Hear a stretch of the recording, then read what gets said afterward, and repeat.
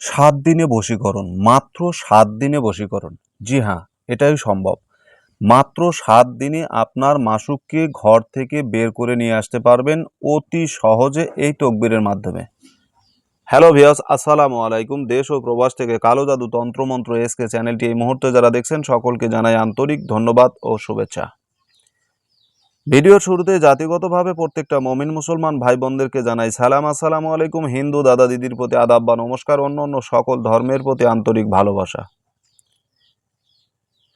দেশ ও প্রবাস থেকে কালো জাদু তন্ত্রমন্ত্র এসকে চ্যানেলটি এই মুহূর্তে যারা দেখছেন, যদি ভিডিওতে নতুন হয়ে থাকেন, আমার চ্যানেলে নতুন হলে চ্যানেলটা সাবস্ক্রাইব করবেন, পাশে থাকা বেল আইকনটি বাজিয়ে দেবেন যাতে নিত্য নতুন এই ধরনের ভিডিও ছাড়ার সঙ্গে সঙ্গে নোটিফিকেশন আকারে আপনি পেতে পারেন। আজ আপনার প্রয়োজন না হতে পারে, একদিন আপনার দরকার হবে। শিখে রাখুন, কাজটা কাজে লাগবে।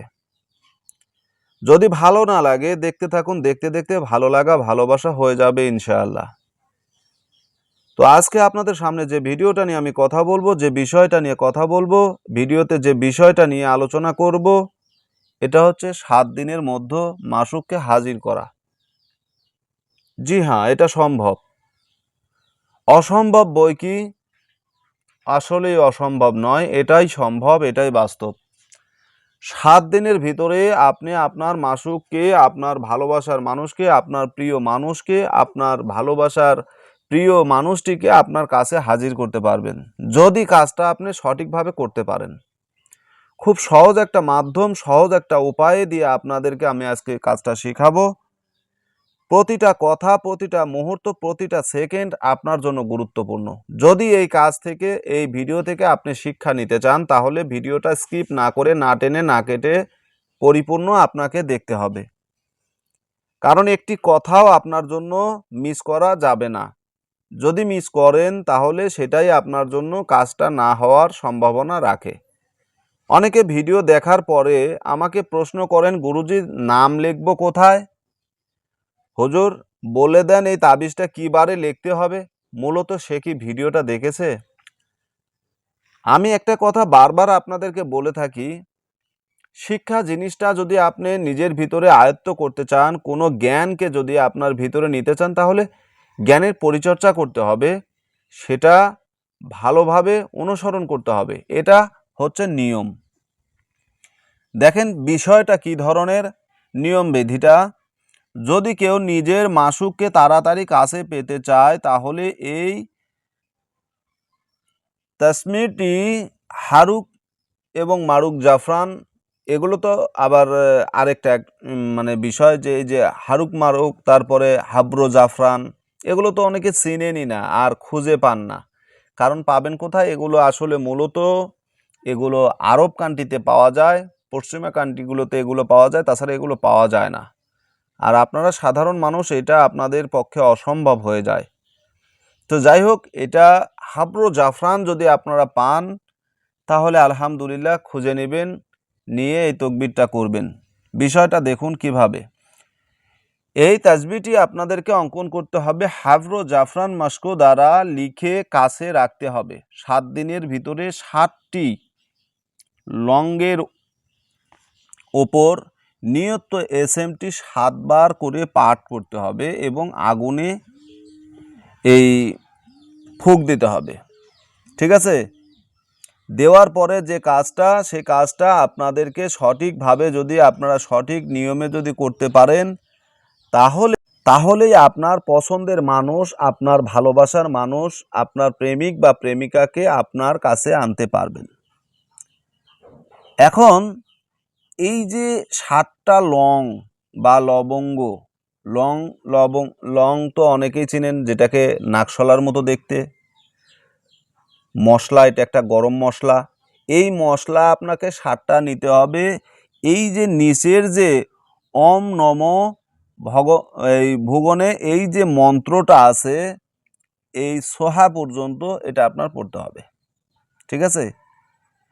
এই ওম নম ভগবানে, এটার থেকে শুরু করে সোহা পর্যন্ত আপনাকে এই মন্ত্রটা পড়তে হবে। কারণ মন্ত্রটা সুষ্ঠু মন্ত্র না, যার কারণে আমি পুরো মন্ত্রটা আপনাদের সামনে আমি পড়ছি না, বাংলায় লেখা আছে, যে কেউ পড়তে পারবেন। এখন এই মন্ত্রটা যখন আপনি পড়বেন, এই মন্ত্র পড়ার শেষে আপনি যাকে বশীকরণ করবেন, ধরেন আব্দুর রহমানের ছেলে আব্দুর রহিম, আপনি এইভাবে বলবেন, আব্দুর রহমানের ছেলে আব্দুর রহিমের মন, দিল, দেহ আমার কাছে উপস্থিত করো, অথবা তার দিলে আমার জন্য মহাব্বত তৈরি করো, তাকে আমার সামনে হাজির করো। আপনার মনোবাসনাকে আপনি উপস্থাপন করবেন এবং সেখানে এই বিষয়গুলোকে স্থাপন করবেন। ঠিক আছে? এখন এই যে এই বিষয়টা কিভাবে আলোচনা করবেন, এই যে এই তাবিজটা কিভাবে অঙ্কন করবেন, এগুলো জানার বিষয়। এখানে সম্পূর্ণ যদি ভিডিওটা আপনারা দেখেন, আমি ইতিপূর্বে আপনাদেরকে একটা নকশা দেখিয়েছি, নকশাটা প্রথম অবস্থায় যারা দেখেছেন, ওটা কিন্তু এই তাবিজের নকশা নয়, ওটা হচ্ছে তাবিজের সনদ।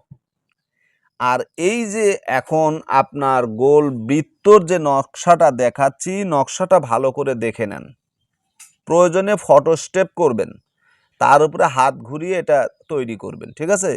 এটা হচ্ছে মূল নকশা, এই নকশাটা অঙ্কন করতে হবে। অনেকে বলবেন যে গুরুজি এটা কিন্তু সুস্পষ্ট দেখা যাচ্ছে না। আপনি যদি ভিডিওটা পরিপূর্ণ দেখেন তাহলে এই নকশা পরিপূর্ণ দেখতে পারবেন। এখানে কি লেখা আছে সেটাও আপনি দেখতে পারবেন, ভিডিও শেষ পর্যন্ত আপনাকে দেখতে হবে, তাহলে আপনি দেখতে পারবেন। এই নকশার মাঝখানে যে চিত্রটা আছে, এই চিত্রটা অঙ্কন করবেন। যে মন্ত্রটা আপনাদেরকে দেখালাম, মন্ত্রটা 7 বার পরে নকশার উপরে ফুঁক দিবেন। কারো যদি শক্তিশালীভাবে কাজ করার ইচ্ছা হয় 21 বার পরে ফুঁক দেবেন, 33 বার পরে ফুঁক দেবেন, সর্বনিম্ন 7 বার পরে এই তাবিজের উপরে ফুঁক দিবেন। তাবিজের নিচে অবশ্যই এই যে 2 লাইন লেখা আছে, এই 2 লাইনের নিচে অবশ্যই আপনার যাকে বশীকরণ করতে চান তার নাম, মেয়ে হলে তার মায়ের নাম, বিনতে দিয়ে আলা হব্বে মহাব্বত লিখে আপনার নাম, আপনার বাবার নাম।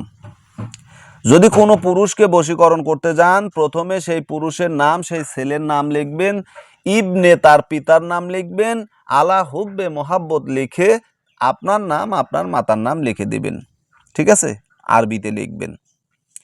এখন আমি নকশাটা আপনাদেরকে সুস্পষ্ট করে দেখাবো যে এখানে কি লেখাগুলো আছে, সেটা আপনাদেরকে দেখাবো। যদিও আমি বুঝতে পারতেছি, আপনারা বুঝতে পারতেছেন না। এটা আরবি একটা সংখ্যা, অঙ্ক এটা, এবং কয়েকটা আরবি হরফ রয়েছে।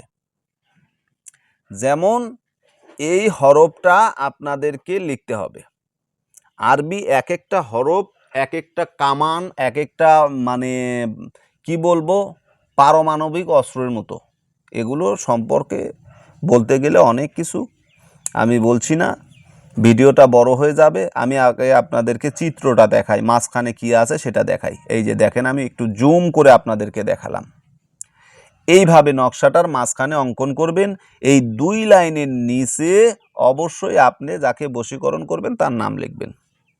আশা করি বুঝতে পেরেছেন।